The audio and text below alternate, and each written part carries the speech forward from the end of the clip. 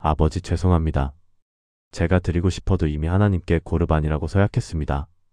늙은 아버지가 말라가는 손을 떨며 아들을 바라봅니다. 주름진 얼굴에는 실망과 슬픔이 가득합니다. 내가 정말 하나님께 드렸단 말이냐? 그럼 어쩔 수 없지. 아버지는 고개를 떨구고 빈손으로 돌아섭니다. 병든 몸을 이끌고 집으로 돌아가는 그 뒷모습이 얼마나 쓸쓸했을까요? 아들은 그 모습을 보면서도 마음 한편으로 안도합니다. 다행이야. 율법대로 했으니까 하나님께서도 인정하실 거야. 바리새인 선생님들도 이렇게 하라고 가르치셨으니까. 하지만 이 장면을 지켜보시던 예수님의 반응은 달랐습니다. 위선자들아. 예수님의 음성에는 분노가 담겨 있었습니다. 너희가 너희 전통을 지키려고 하나님의 계명을 버리는도다. 여러분, 도대체 무슨 일이 있었던 것일까요? 하나님께 드리는 헌물이 왜 문제가 된 것일까요? 부모를 공경하라는 계명과 하나님께 드리는 헌물, 둘 다 옳은 것 아닌가요? 오늘 우리는 고르반이라는 한 단어를 통해 신앙의 본질과 종교적 타락의 경계를 발견하게 될 것입니다. 이 이야기는 단순 2000년 전의 역사가 아닙니다. 지금 이 순간에도 우리 안에서 일어나고 있는 영적 전쟁입니다. 하나님의 이름으로 하나님의 뜻을 거스르는 일이 얼마나 쉽게 일어나는지 보게 될 것입니다. 그리고 예수님이 정말로 원하시는 헌신이 무엇인지 분명히 깨닫게 될 것입니다. 함께 시작해 보시겠습니까? 사랑하는 성도님들, 먼저 마가복음 7장의 말씀을 함께 읽겠습니다. 또 이르시되 너희가 너희 전통을 지키려고 하나님의 계명을 잘 저버리는도다. 모세는 내 부모를 공경하라 하고 또 아버지나 어머니를 비방하는 자는 반드시 죽임을 당하리라 하였거늘 너희는 이르되 사람이 아버지에게나 어머니에게 말하기를 내가 드려 유익하게 할 것이 고르반 곧 하나님께 드림이 되었다고 하기만 하면 그 사람에게 아버지나 어머니에게 다시 아무것도 하지 못하게 하여 너희가 전한 전통으로 하나님의 말씀을 폐하며 또 이 같은 일을 많이 행하느니라 하시고. 마가복음 7장 9절부터 13절. 고르반이라는 단어를 처음 들으시는 분들도 계실 것입니다. 이 단어는 히브리어로 하나님께 드림, 하나님께 헌물로 바침을 뜻합니다.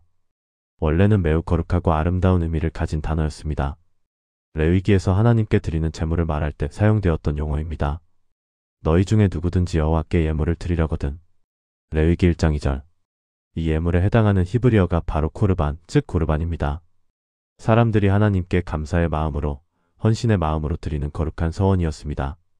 그런데 이 아름다운 제도가 어떻게 타락의 도구가 되었을까요? 당시 바리새인들과 서기관들은 이런 전통을 만들었습니다. 만약 누군가 자기 재산이나 소득에 대해 고르반이라고 선언하면 그것은 하나님께 드린 것으로 간주됩니다. 그러면 그 사람은 그 재산을 더 이상 세속적인 목적으로 사용할 수 없게 됩니다. 심지어 부모를 봉양하는 데도 사용할 수 없다는 것이었습니다. 여러분, 이 말이 무슨 뜻인지 아시겠습니까? 늙고 병든 부모님이 아들에게 도움을 요청합니다. 아들아, 약값이 좀 필요하구나. 아들아, 먹을 것이 떨어졌구나. 그런데 아들은 이렇게 대답합니다. 아버지 죄송합니다. 이미 제 재산을 고르반이라고 선언했습니다. 하나님께 드린 것이니 드릴 수 없습니다. 그러면 부모는 그냥 물러나야 했습니다. 왜냐하면 하나님께 드린 것이니까요. 하나님의 것을 세속적으로 사용할 수 없다는 논리였습니다. 심지어 율법 선생들도 이것을 정당하다고 가르쳤습니다. 하나님께 대한 서원이 부모에 대한 의무보다 우선한다. 이것이 그들의 가르침이었습니다. 하지만 여기에 치명적인 문제가 있었습니다. 실제로 그 재산을 당장 하나님께 드리는 것은 아니었다는 점입니다. 그저 고르반이라고 선언만 하면 되었습니다. 그러면 부모에게 줄 의무는 면제되고 자기는 그 재산을 계속 자기 마음대로 사용할 수 있었습니다. 나중에 죽을 때 성전에 드리겠다는 약속만 하면 되었습니다. 정말 교묘한 법의 허점이 아닐 수 없습니다. 하나님의 이름을 이용해서 부모 공경의 의무를 회피하는 것입니다. 거룩한 서원이 이기적인 핑계로 전락해버린 것입니다. 여러분, 혹시 이런 일이 오늘날에도 일어나고 있지 않나요? 교회 헌금 드려야 해서 부모님께 용돈 못 드렸어요. 선교비 드려야 해서 부모님 병원비는 나중에 드릴게요. 11조는 하나님 것이니까 가족을 위해서는 쓸 수 없어요. 겉으로는 하나님을 위한다는 명분이지만 실제로는 내 책임을 회피하는 것입니다. 예수님은 이것을 보시고 위선이라고 말씀하셨습니다. 하나님의 이름으로 하나님의 계명을 저버리는 행위라고 말씀하셨습니다. 고르반이라는 제도 자체가 문제가 아니었습니다. 하나님께 헌신하는 것 자체가 잘못된 것도 아닙니다. 문제는 그 동기와 결과였습니다. 진정으로 하나님께 드리는 것이 아니라 자기 유익을 위해 하나님의 이름을 이용한 것입니다. 부모를 공경하라는 하나님의 명령보다 자기들이 만든 전통을 더 중요하게 여긴 것입니다. 이것이 종교적 타락의 시작입니다. 하나님을 섬긴다고 하면서 실제로는 하나님의 뜻을 거스르는 것입니다. 거룩한 언어를 사용하면서 불의한 행동을 정당화하는 것입니다. 여러분의 삶 가운데 이런 고르반이 숨어 있지는 않습니까? 하나님의 이름으로 내 책임을 회피하고 있지는 않습니까? 오늘 우리는 이 진실과 정면으로 마주해야 합니다. 예수님은 바리새인들의 문제를 정확히 지적하셨습니다. 너희가 너희 전통을 지키려고 하나님의 계명을 잘 저버리는도다. 마가복음 7장 9절. 여기서 우리는 중요한 대조를 발견합니다. 하나님의 계명대 너희 전통입니다. 하나님께서 직접 주신 명령과 사람들이 만든 규칙이 충돌하고 있습니다. 그런데 그들은 어떤 것을 선택했습니까? 놀랍게도 사람의 전통을 택하고 하나님의 계명을 버렸습니다. 하나님의 계명은 분명했습니다. 내 부모를 공경하라. 출애굽기 20장 12절. 이것은 10계명 중 5번째 계명입니다. 하나님께서 시내산에서 친히 돌판에 새겨주신 명령입니다. 그리고 그 구체적인 적용도 분명히 말씀하셨습니다. 자기의 아버지나 어머니를 저주하는 자는 반드시 죽일지니라. 출애굽기 21장 17절. 부모를 저주하는 것도 이렇게 엄중한 처벌을 받는데 하물며 필요를 외면하는 것은 어떻겠습니까? 부모 공경은 단순히 말로 존경하는 것이 아닙니다. 실제로 그들의 필요를 채워주고 돌보는 것입니다. 특히 그들이 늙고 약해졌을 때 자녀가 그들을 부양하는 것은 당연한 책임입니다. 바울도 이것을 분명히 가르쳤습니다. 누구든지 자기 친족 특히 자기 가족을 돌보지 아니하면 믿음을 배반한 자요 불신자보다 더 악한 자니라. 디모데전서 5장 8절.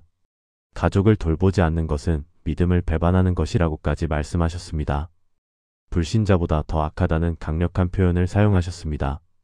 그런데 바리새인들은 이 명백한 계명을 무시했습니다. 대신 자기들이 만든 고르반 전통을 더 중요하게 여겼습니다. 그들은 이렇게 가르쳤습니다. 하나님께 대한 서원이 부모에 대한 의무보다 우선한다. 일단 고르반이라고 선언하면 그것을 철회할 수 없다. 심지어 부모가 굶주려도 고르반으로 선언한 것은 줄 수 없다. 이것이 그들의 전통이었습니다. 여러분, 이것이 얼마나 무서운 일인지 아십니까? 하나님의 이름으로 하나님의 뜻을 정면으로 거스르는 것입니다. 신앙이라는 이름으로 불효를 정당화하는 것입니다. 거룩함이라는 외투로 이기심을 감추는 것입니다. 예수님은 이것을 이사야 선지자의 예언으로 설명하셨습니다. 이사야가 너희 위선자에 관하여 잘 예언하였도다. 기록하였으되 이 백성이 입술로는 나를 공경하되 마음은 내게서 멀도다. 사람의 계명으로 교훈을 삼아 가르치니 나를 헛되이 경배하는도다. 마가복음 7장 6절부터 7절. 입술로는 공경하되 마음은 멀다. 이것이 위선의 정의입니다. 하나님을 사랑한다고 말하면서 하나님의 계명을 무시합니다. 하나님께 헌신한다고 하면서 하나님이 사랑하시는 사람들을 외면합니다. 거룩한 언어를 사용하지만 실제 삶은 불의로 가득합니다. 그들은 성전에서 열심히 기도했을 것입니다. 율법을 암송하고 토론했을 것입니다. 금식하고 11조를 드렸을 것입니다. 하지만 정작 하나님이 원하시는 것, 부모를 공경하는 것은 하지 않았습니다. 여러분, 혹시 우리도 이런 실수를 하고 있지 않나요? 교회에서는 열심히 봉사하면서 집에서는 가족을 소홀히 하고 있지 않나요? 새벽 기도는 열심히 가면서 부모님께 전화 한 통 하지 않고 있지 않나요? 선교 헌금은 드리면서 정작 옆에 있는 이웃의 필요는 외면하고 있지 않나요? 이것이 바로 전통을 세우고 계명을 버리는 현대판 고르반입니다. 하나님은 형식보다 실제를 보십니다. 말보다 행동을 보십니다. 종교적 외형보다 마음의 진실을 보십니다. 호세아서에서 하나님은 이렇게 말씀하셨습니다. 나는 인애를 원하고 제사를 원하지 아니하며 번제보다 하나님을 아는 것을 원하노라. 호세아 6장 6절. 제사보다 인애를, 번제보다 하나님을 아는 것을 원하신다고 하셨습니다. 아무리 많은 헌금을 드리고 열심히 봉사해도 하나님의 마음을 외면한다면 그것은 헛된 것입니다. 우리가 진정으로 붙잡아야 할 것은 사람이 만든 전통이 아니라 하나님의 계명입니다. 교회의 관습이 아니라 하나님의 말씀입니다. 종교적 형식이 아니라 하나님의 마음입니다. 오늘 여러분은 무엇을 더 소중히 여기고 계십니까?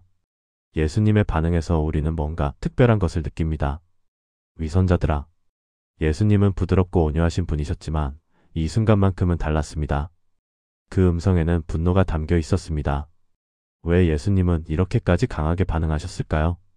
마가복음 7장 13절에 그 이유가 나옵니다. 너희가 전한 전통으로 하나님의 말씀을 폐하며 하나님의 말씀을 폐한다. 이 표현이 핵심입니다. 헬라어 원문에서 폐한다는 단어는 아크로인데 무효화시키다, 권위를 빼앗다, 효력을 없애다는 뜻입니다. 단순히 무시하는 수준이 아닙니다. 적극적으로 하나님의 말씀의 권위를 깎아내리고 그 효력을 없애버리는 것입니다. 바리새인들은 하나님의 말씀을 존중한다고 말했습니다. 율법을 사랑한다고 고백했습니다. 하지만 실제로는 자기들의 전통으로 하나님의 말씀을 무력화시켰습니다. 이것이 예수님을 분노케 한 이유입니다. 하나님의 말씀보다 사람의 전통이 더 높은 자리에 올라간 것입니다. 하나님의 명령보다 종교 지도자들의 해석이 더 권위 있게 된 것입니다. 하나님의 뜻보다 교회의 관습이 더 중요하게 된 것입니다. 여러분, 이것은 영적 반역입니다. 창조주와 피조물의 위치가 뒤바뀐 것입니다. 말씀을 주신 하나님보다 말씀을 해석하는 사람이 더 높아진 것입니다. 예수님은 이것을 참으실 수 없으셨습니다. 또 이 같은 일을 많이 행하느니라. 마가복음 7장 13절 후반부. 고르반만이 아니었습니다. 이런 식으로 하나님의 말씀을 무력화시키는 일이 많았다는 것입니다. 손 씻는 전통, 음식 규정, 안식일 규칙 등 수많은 인간적 전통들이 하나님의 말씀을 가리고 있었습니다. 사람들은 하나님의 마음보다 종교 지도자들의 승인을 더 두려워했습니다. 하나님을 기쁘시게 하는 것보다 사람들에게 경건해 보이는 것을 더 중요하게 여겼습니다. 참된 신앙보다 종교적 외형을 더 소중히 여겼습니다. 이것이 예수님 시대 종교의 모습이었습니다. 그리고 슬프게도 이것은 오늘날에도 반복되고 있습니다. 성경보다 교회 전통을 더 중요하게 여기는 일이 얼마나 많습니까? 하나님의 말씀보다 목사의 설교를 더 권위 있게 받아들이는 일이 얼마나 많습니까? 성경적 원리보다 우리 교회는 원래 이렇게 해왔다는 말이 더 힘을 발휘하는 일이 얼마나 많습니까? 예수님은 이것을 보시고 탄식하십니다. 하나님의 말씀은 살아있고 운동력이 있는 말씀입니다. 하나님의 말씀은 살아있고 활력이 있어 좌우의 날선 어떤 검보다도 예리하여. 히브리서 4장 12절. 이 말씀이 우리 삶을 인도하고 변화시켜야 합니다. 이 말씀이 우리의 최종 권위가 되어야 합니다. 이 말씀 앞에서 모든 전통과 관습과 의견은 겸손히 무릎 꿇어야 합니다. 그런데 우리가 사람의 전통으로 이 말씀을 가린다면? 우리의 편의와 유익을 위해 이 말씀을 왜곡한다면? 종교적 명분으로 이 말씀의 효력을 무효화시킨다면? 그것은 예수님을 다시 한번 슬프게 하는 것입니다. 그것은 하나님의 말씀을 폐하는 위선입니다. 사랑하는 성도님들, 오늘 우리는 진지하게 질문해야 합니다. 내 삶에서 하나님의 말씀이 정말 최고의 권위를 가지고 있는가? 아니면 내 편에 내 전통, 내 생각이 더 높은 자리에 있는가? 불편해도 말씀에 순종할 준비가 되어 있는가? 손해를 보더라도 말씀대로 살 각오가 되어 있는가? 이것이 진짜 신앙과 가짜 신앙을 가르는 기준입니다. 이제 우리는 이 고대 이야기를 오늘의 현실로 가져와야 합니다. 2000년 전 바리새인들의 고르반이 오늘날 우리 삶에는 어떤 모습으로 나타나고 있을까요?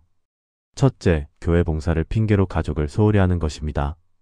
주일날 부모님 병원 모시고 가야 하는데 주일학교 교사라서 못 가요. 어머니가 외로워하시는데 기도 모임이 있어서 못 찾아봬요. 아이들이 대화하고 싶어 하는데 새벽기도 가야 해서 시간이 없어요. 겉으로는 하나님의 일을 한다고 하지만 실제로는 내게 가장 가까운 사람들에 대한 책임을 회피하는 것입니다. 하나님은 교회 봉사보다 가족을 먼저 돌보라고 하셨습니다. 자기 집을 다스릴 줄 알아야 하나니. 디모데전서 3장 4절. 집을 잘 다스리지 못하는 사람이 어떻게 하나님의 교회를 돌볼 수 있겠습니까? 가족에게 사랑을 보이지 못하는 사람이 어떻게 이웃을 사랑할 수 있겠습니까? 둘째, 헌금을 핑계로 경제적 책임을 회피하는 것입니다. 11조 드려야 해서 빚은 갚을 수 없어요. 선교 헌금 드려야 해서 부모님 용돈은 못 드려요. 건축 헌금 약속했기 때문에 자녀 교육비는 줄여야 해요. 하나님은 정직하게 빚을 갚고 가족을 돌보라고 하셨습니다. 악인은 꾸고 갚지 아니하나 의인은 은혜를 베풀고 주는도다. 시편 37편 21절.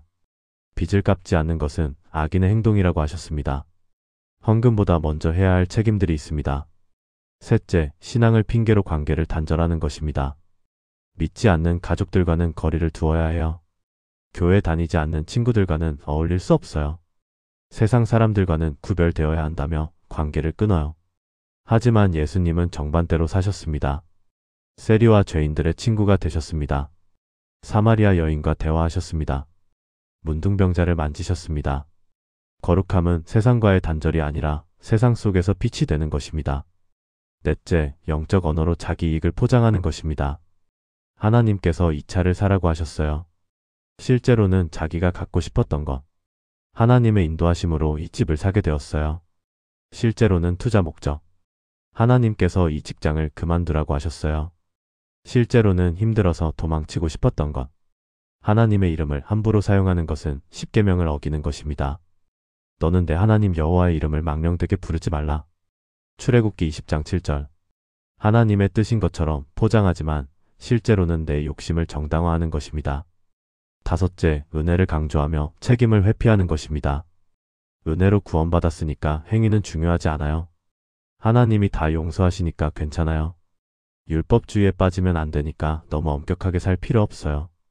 은혜는 책임을 없애는 것이 아닙니다. 오히려 더 큰 책임을 주는 것입니다. 그런즉 우리가 믿음으로 말미암아 율법을 파기하느냐? 그럴 수 없느니라. 도리어 율법을 굳게 세우느니라. 로마서 3장 31절.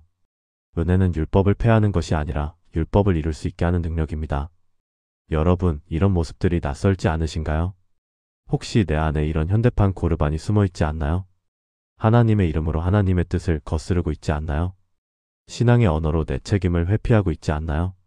오늘 우리는 정직하게 우리 자신을 돌아봐야 합니다.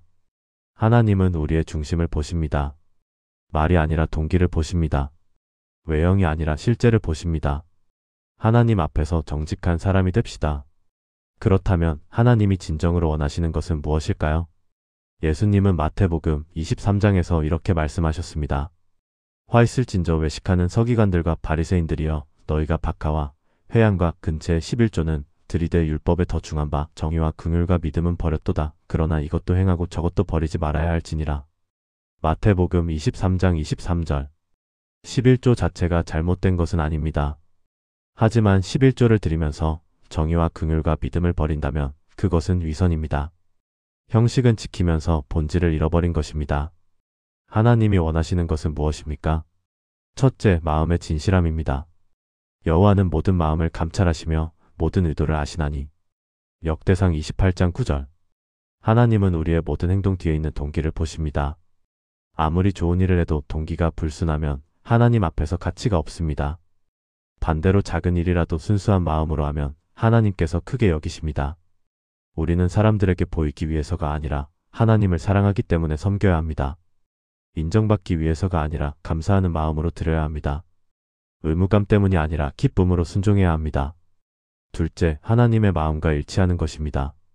사람이 주께 구할 것은 오직 정의를 행하며 인자를 사랑하며 겸손하게 내 하나님과 함께 행하는 것이니라. 미가서 6장 8절. 하나님의 마음은 정의와 인자함입니다. 약한 자를 돌보고 억울한 자를 변호하고 소외된 자를 품는 것입니다.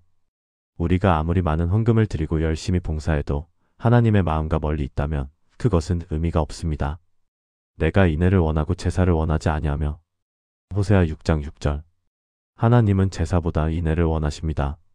종교 의식보다 이웃 사랑을 원하십니다. 성전 헌금보다 관계 회복을 원하십니다. 셋째, 말씀에 대한 순종입니다. 사람이 내 말을 듣고 지키지 아니할지라도 내가 그를 심판하지 아니하노라. 내가 온 것은 세상을 심판하려 함이 아니요 세상을 구원하려 함이로라. 요한복음 12장 47절. 예수님의 말씀을 듣고 지키는 것, 이것이 진정한 신앙입니다. 말씀을 많이 아는 것이 중요한 것이 아닙니다. 말씀대로 사는 것이 중요합니다. 야고보서는 이렇게 말합니다.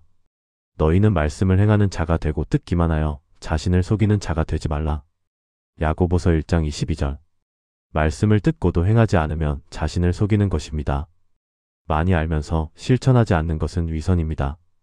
넷째, 가장 가까운 곳에서 시작하는 사랑입니다. 먼 곳의 선교는 생각하면서 옆집 이웃은 외면합니다. 아프리카 어린이는 후원하면서 내 부모님은 소홀히 합니다. 교회에서는 친절하면서 집에서는 화를 냅니다. 이것이 현대판 고르반입니다. 바울은 분명히 말했습니다. 누구든지 자기 친족 특히 자기 가족을 돌보지 아니하면 믿음을 배반한 자요 불신자보다 더 악한 자니라. 디모데전서 5장 8절. 신앙은 가장 가까운 곳에서 시작됩니다. 내 가족을 사랑하지 못하면서 이웃을 사랑할 수 없습니다. 내 부모를 공경하지 못하면서 하나님을 공경할 수 없습니다. 5째, 은혜에 합당한 삶입니다. 그러므로 형제들아, 내가 하나님의 모든 자비하심으로 너희를 권하노니 너희 몸을 하나님이 기뻐하시는 거룩한 산 제물로 드리라. 이는 너희가 드릴 영적 예배니라. 로마서 12장 1절.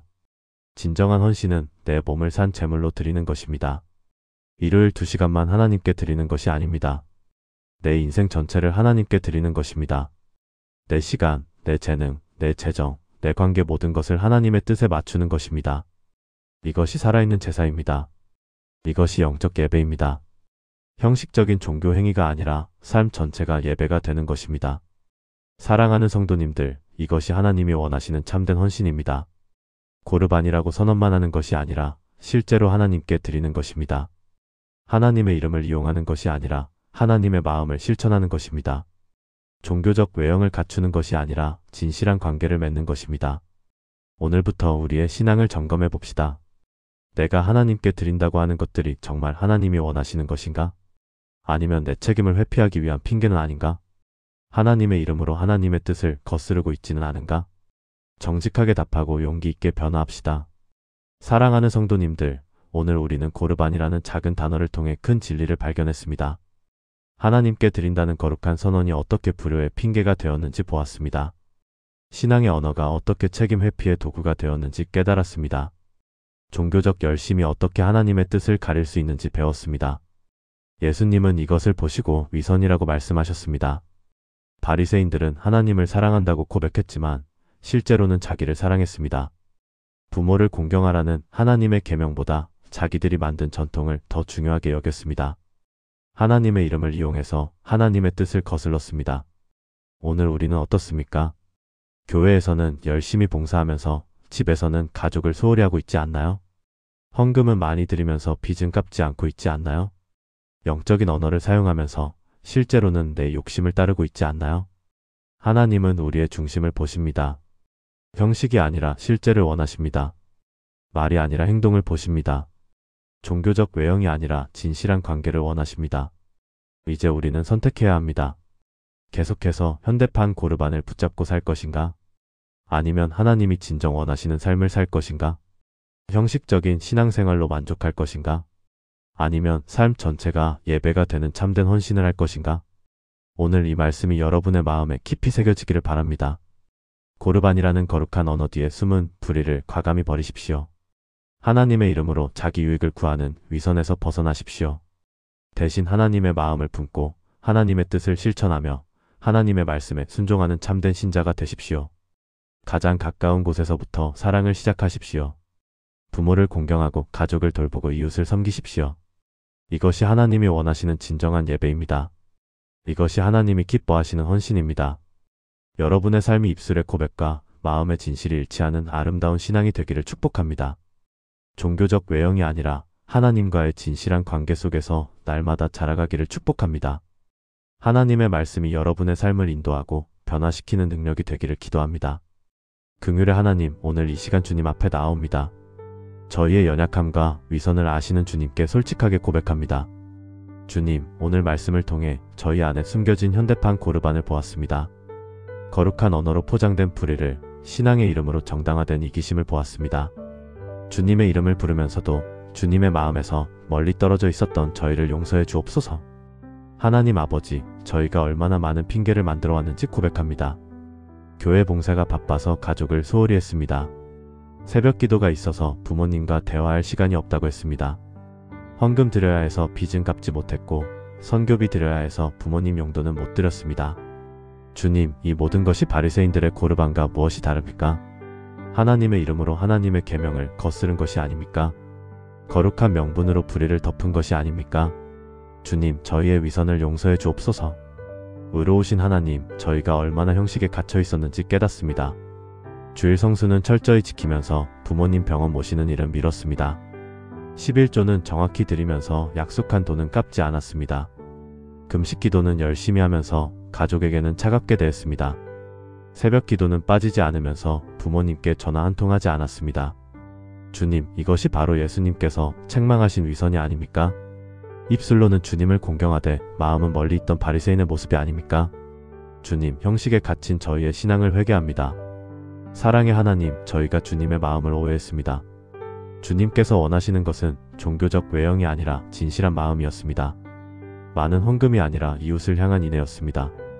거창한 봉사가 아니라 가까운 사람들에 대한 책임이었습니다. 화려한 예배가 아니라 삶 전체로 드리는 산 제물이었습니다. 주님, 저희가 본질을 잃고 형식만 붙잡고 있었음을 고백합니다. 나는 인애를 원하고 제사를 원하지 아니하며라고 말씀하신 주님의 음성이 지금 저희 귀에 들립니다. 주님, 저희에게 주님의 마음을 주옵소서. 회복의 하나님, 이제 저희를 변화시켜 주옵소서.